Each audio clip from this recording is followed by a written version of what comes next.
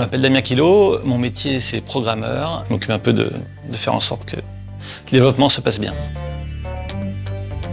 J'ai fait une prépa, après j'ai fait une école d'ingénieur, l'ENSIMAG, et j'ai rencontré là-bas ceux avec qui on a monté Nadeo, avant que ce soit Ubisoft qui nous rachète, et qu'on devienne Ubisoft Nadeo. On venait de finir nos études, on a commencé sur une page blanche, on est parti de rien, donc on a beaucoup travaillé, on a beaucoup fait d'erreurs et beaucoup appris aussi, et c'était une super aventure. Je suis assez fier quand même de tout ce qu'on a accompli avec l'équipe, je suis content qu'on soit resté beaucoup d'anciens du début, et je suis fier aussi de ce qu'ont pu faire les joueurs avec tout ce qu'on leur a apporté. Je fais du foot comme sport. La lecture, je suis dans la club de lecture et aussi je programme dans mon temps libre aussi parce que ça m'intéresse. Voilà. La première sortie de Trackmania, fin 2003. Il restait encore quelques heures avant la gravure du premier master, et, parce qu'à l'époque c'était sur les CD-ROM. Et là, c'était dans les quelques heures qui nous restaient, on a commencé à programmer un début d'un système de montage intégré au jeu, de montage de vidéo. C'était vraiment la grande époque.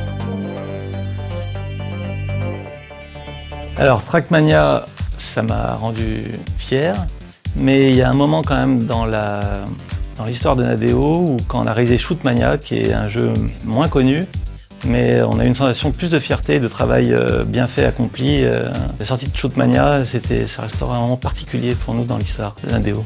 Et c'est un super jeu encore. Alors, on me dit que je suis assez doué pour reconnaître les vêtements des gens, les nouveaux vêtements qu'ils ont, et les parfums aussi. Je suis pas mauvais dans la reconnaissance de parfums.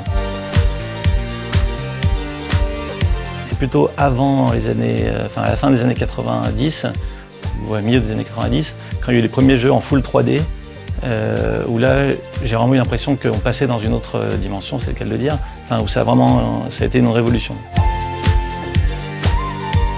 Et je pense qu'il faut être curieux, passionné, se poser des questions sans arrêt, travailler, réfléchir et essayer.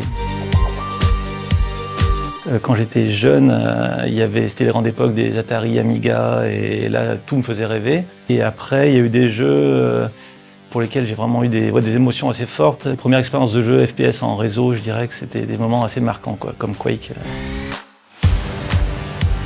J'essaie de les faire jouer à des jeux intelligents, qui sont variés, qui font appel à l'intelligence plus qu'à la répétition systématique de même tâches. J'essaye de les sensibiliser aux dangers que certains jeux peuvent représenter, les risques d'addiction et compagnie, tout en limitant le temps qui y passe. J'espère que le jeu évolue vers des formes ludiques mais bénéfiques aussi pour tous.